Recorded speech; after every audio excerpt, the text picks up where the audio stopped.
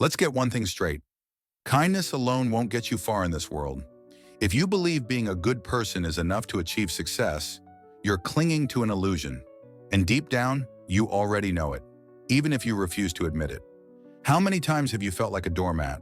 How often have you done the right thing only to be overlooked or worse, exploited? You've been taught that goodness is a virtue that always pays off, that honesty and integrity are the keys to success. But the truth? The world doesn't reward kindness. It rewards those who know how to play the game. Enter Machiavelli. He understood something most people ignore. Human nature is selfish, unpredictable, and ruthless when needed. In The Prince, he made one thing clear. Virtue without cunning is weakness, and goodness without strategy is a trap. So how many times have you walked into that trap? Think about the people you admire, the ones who've achieved real power. Do you think they got there by relying on good intentions alone? They succeeded because they knew when to operate behind the scenes, because they understood that morality isn't a roadblock, it's a tool. The difference between being a pawn and a player lies in knowing when to display your virtue and when to conceal it. Your problem isn't that you're good, it's that you don't know how to defend yourself. You assume everyone else plays by the same rules, but they don't. The world is filled with predators disguised as friends, opportunists who can sense weakness from miles away. And without realizing it, you've made yourself the perfect target. This is where Machiavelli offers an alternative: intelligent kindness. It's not about becoming heartless or betraying your values. It's about understanding that kindness is only effective when paired with a clear understanding of reality. It means learning to read people, to anticipate their motives, to know when to trust and when to stay guarded. Machiavelli famously said that it is better to be feared than loved, if you can't be both. And you've likely chosen to be loved, to be liked, to be seen as harmless. But where has that gotten you? Not respect, not power. All it's done is make you an easy target, because kindness without strength doesn't inspire admiration. It invites exploitation. Don't misunderstand me. I'm not saying you should abandon kindness. I'm saying you need to stop being naive. The world doesn't reward the virtuous, it rewards the shrewd. True virtue isn't about blind submission. It's about balancing ethics with practicality. Machiavelli knew that perception is everything. It's not just about who you are, it's about how others perceive you. If you seem weak, people will treat you as weak. But if you project strength, you command respect. How many times have you let others disrespect you because you feared losing their approval? How often have you kept quiet to avoid conflict, only to find that silence cost you more in the long run? This isn't about being cruel, it's about being smart. The real power lies in knowing when to speak, when to stay silent, when to advance, and when to retreat. Kindness, when used wisely, is a weapon, but when left unchecked, it becomes a weakness. The biggest mistake good people make is believing the world values purity of heart.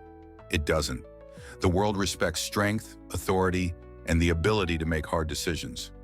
Without power, your kindness means nothing.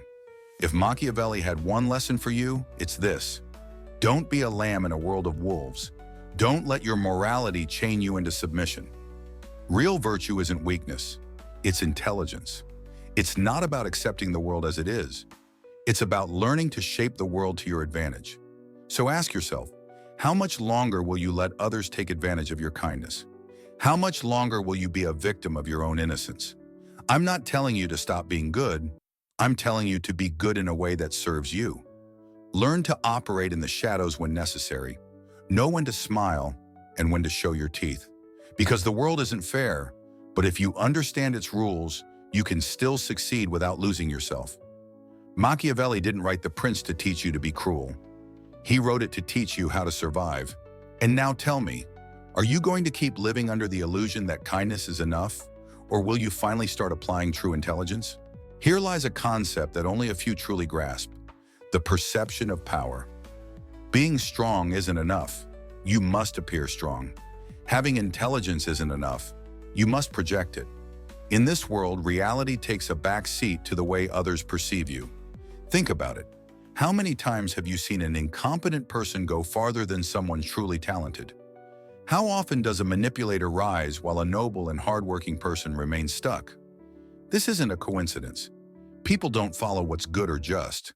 They follow those who seem to be in control. Those who know how to manage their image. The ones who project authority.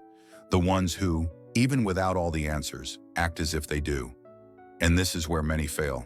They cling to the belief that truth alone is enough, that competence will speak for itself. But the world doesn't reward those who are right. It rewards those who know how to sell their version of reality. Machiavelli understood this perfectly. It's not just about who you are, it's about who others believe you to be. Perception is everything. An insecure leader won't inspire confidence, even if they are the most prepared. A worker who doesn't know how to make themselves noticed will never be promoted, even if they're the best. A man or woman who doesn't project value will never be desired, even if they have everything to offer. The key isn't just in being, it's in mastering the narrative about yourself.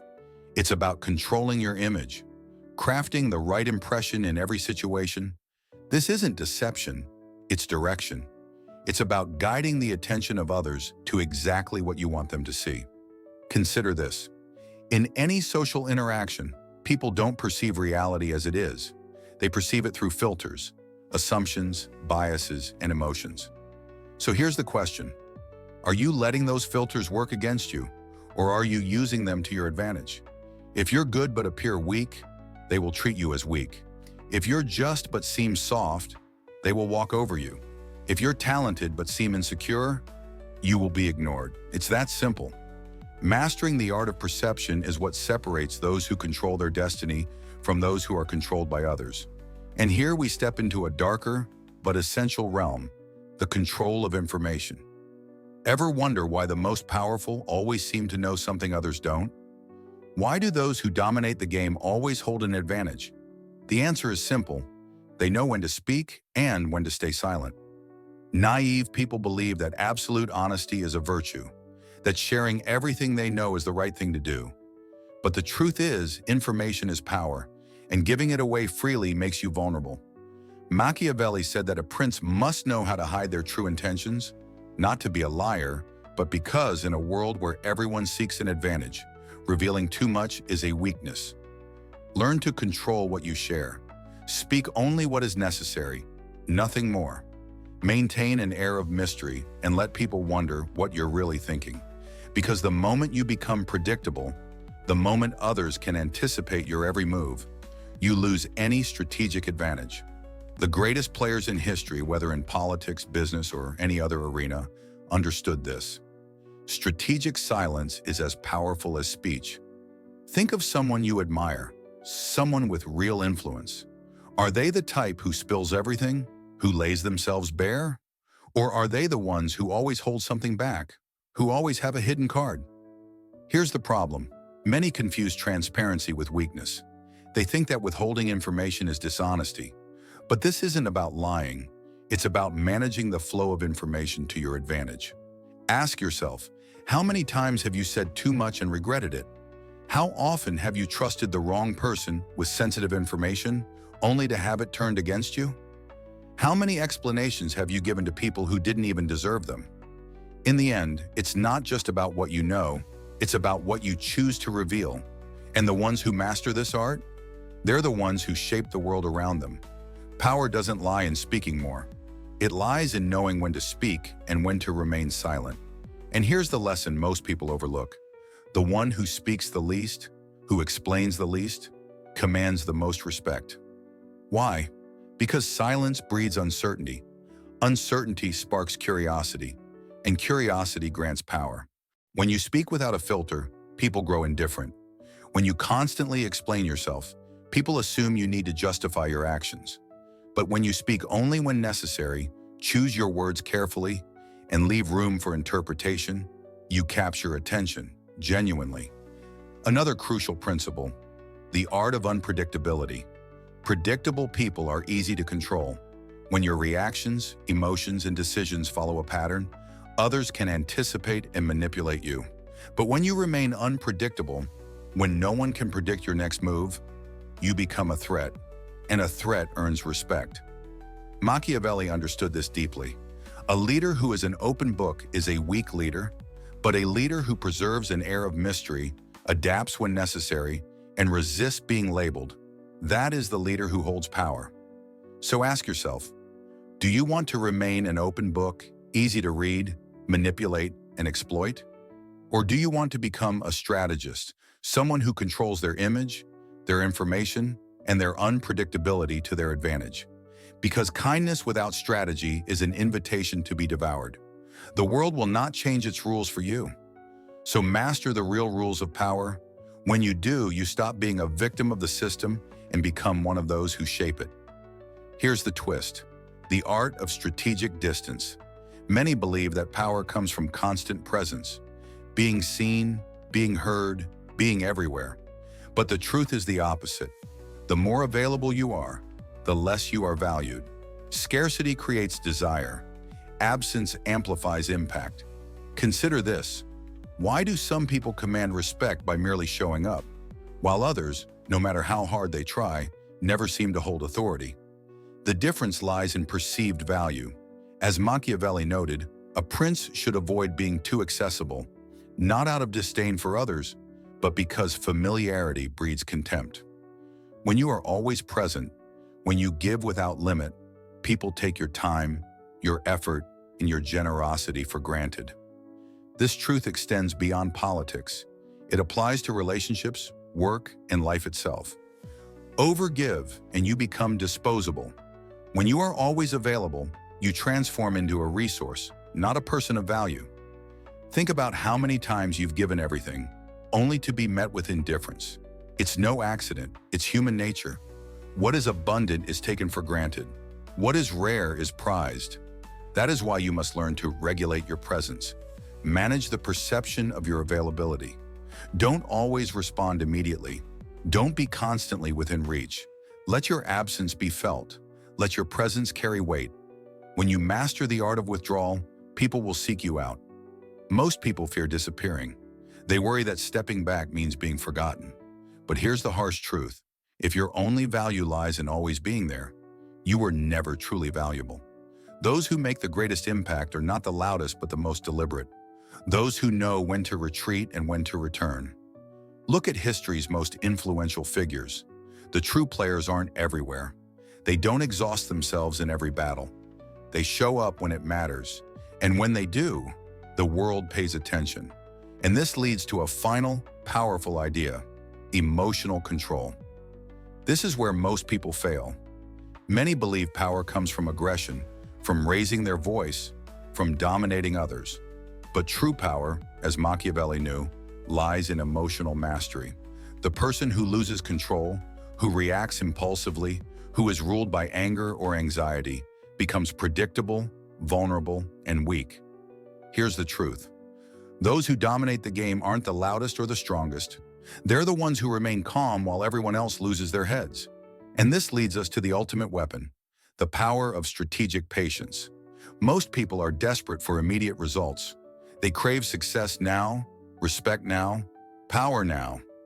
But what Machiavelli understood, what the greatest players in history have mastered, is that real power belongs to those who wait for the perfect moment to strike. The world is full of people who rush, who act without thinking, who react without considering the long-term consequences. But those who truly control the game, they know how to wait. They observe. They calculate. Think of a hunter. They don't shoot at the first sign of movement. They measure the distance, watch their prey, and strike only when the moment is right. This is the real game of power. Victory doesn't always belong to the one who moves first. It belongs to the one who moves at the right moment. Machiavelli said that fortune favors those who adapt to circumstances. It's not about running in every direction. It's about knowing when to accelerate and when to hold back. Mediocre people act on impulse. Strategists wait for the perfect opportunity. So ask yourself, are you the type who rushes in blindly, or are you the one who strikes with surgical precision?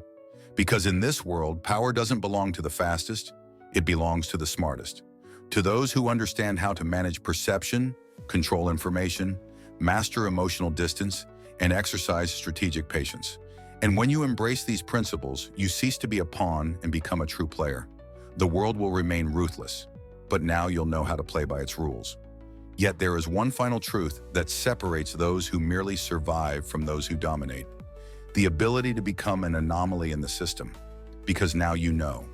Now you understand that kindness alone isn't enough. That perception shapes reality. That emotional control is a weapon. That patience outmaneuvers impulse. And that scarcity increases your value. But none of this matters if you keep following the same path as everyone else. If you want different results, you must become someone who rewrites the script. Not by breaking rules recklessly, but by crafting new ones to serve your purpose. Most people think and act within the limits imposed on them.